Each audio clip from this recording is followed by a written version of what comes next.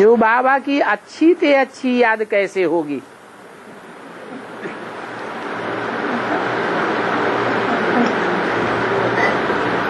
अच्छा, पानी है, पानी न खट्टा होता है न मीठा होता है। कोई कहे पानी मीठे से मीठा कैसे होगा, तो क्या करते हैं? हैं? कहते हैं जितना गुड़ डालेंगे उतना ही मीठा होगा। तो अच्छे से अच्छा पुरुषार्थ करने के लिए, अच्छी से अच्छी याद करने के लिए गीत भी बनाया हुआ है। क्या गीत बनाया हुआ है? हैं? उस गीत का अर्थ है जहां हमारा तन होगा वहां हमारा मन होगा।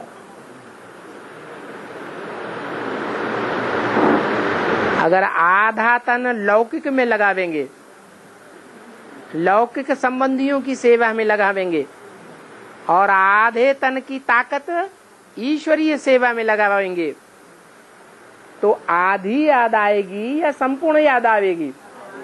आधी याद आवेगी।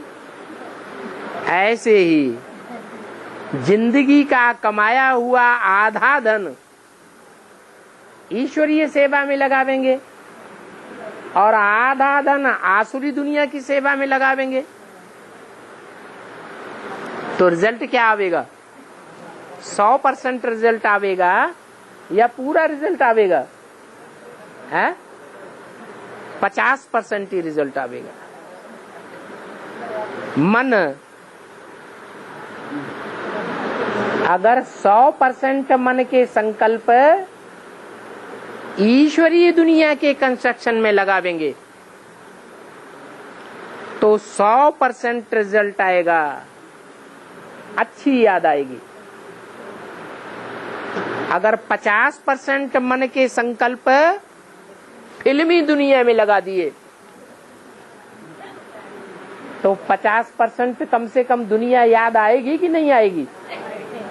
आएगी। तो रिजल्ट क्या निकला?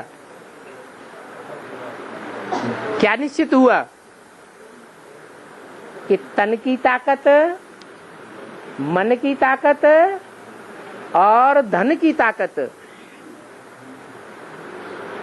आज की दुनिया में तन और धन ये बड़ी बात नहीं रह गई। क्या आज कुत्ते कार में घूमते हैं, हवाई जहाज में घूमते हैं, बिल्ली हवाई जहाज में घूमती है, मनुष्य सड़कों पे पड़े पड़े मर रहे हैं।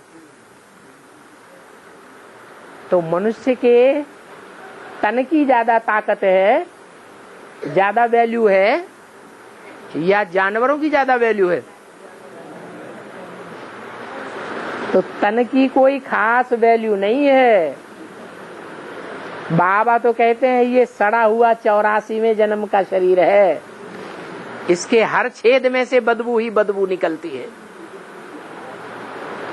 कोई छेद ऐसा है शरीर में जिसमें से खुशबू निकलती हो? कोई छेद ऐसा नहीं है। तो ये सड़ा हुआ 84वें जन्म का अंतिम तन है। बाबा कहते हैं ये तुम्हारे पास कखपन है।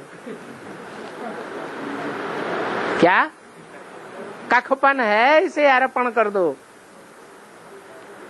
धन की भी कोई वैल्यू नहीं है। तन और धन से भी ज्यादा आज मनुष्य के पास जो समय है उसकी वैल्यू ज्यादा है। बहुत से ऐसे हैं जो अपना धन लुटाए देते हैं ईश्वरीय सेवा में, लेकिन टाइम नहीं देते। बहुत ऐसे हैं जो अपनी बीवी बाल बच्चों को भी स्वाहा कर देते हैं, लेकिन अपने कारखाने नहीं छोड़ते, अपनी लौकिक दुनिया का जो महत्व है उसे ज्यादा देते हैं। तो समय की वैल्यू ज्यादा हुई या तन की और धन की वैल्यू ज्यादा हुई? समय की वैल्यू आज की दुनिया में सबसे जास्ती है। तो तन भी ईश्वरीय सेवा में अर्पण करना है, धन भी अर्पण करना है, और समय भी 24 घंटे में से 12 घंटे ईश्वरीय सेवा में लगाएंगे और 12 घंटे आसुरी दुनिया में लगाएंगे। तो रिजल्ट आधा आधा आएगा या 100% आएगा? आधा आधा ही आएगा। आगे रही संबंधों की ताकत। जो भी लौकिक दुनिया के संबंध हैं, मान लो हमारा कोई दोस्त है बचपन का, और वो बचपन का दोस्त अभी बड़ा मिनिस्टर बन गया, तो संबंध तो है ना, संबंध की ताकत तो है ना। अगर कोई उस ताकत को, अपने बचपन के संबंध की ताकत को ईश्वरीय सेवा में लगाना चाहे तो लगा सकता है कि नहीं लगा सकता है? लगा सकता है। हिम्मत करे तो लगा सकता है।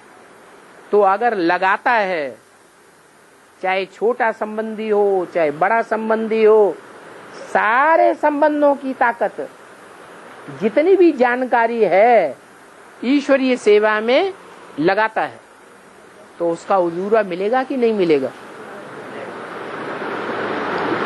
तो तन से अर्पण होना, धन से अर्पण होना, मन के संकल्पों से अर्पण होना, समय से अर्पण होना, संबंधों से अर्पण होना, और दुनिया में जितने भी लोगों से संपर्क हुआ है, मिलना जुलना होता है ना। कोई ऐसे भी संपर्की होते हैं कि जिंदगी में ट्रेन में एक ही बार मिले हैं, संपर्क हो जाता है और जान पहचान हो जाती है। तो वो संपर्कियों की भी ताकत लगा देना। जितनी भी शक्तियां अपने पास हैं, सारी शक्तियां अगर ईश्वरीय सेवा में लगाएंगे तो याद कैसी आएगी? अच्छी आएगी या खराब आएगी? अच्छी याद आएगी। ये रहस्य है अच्छी याद का।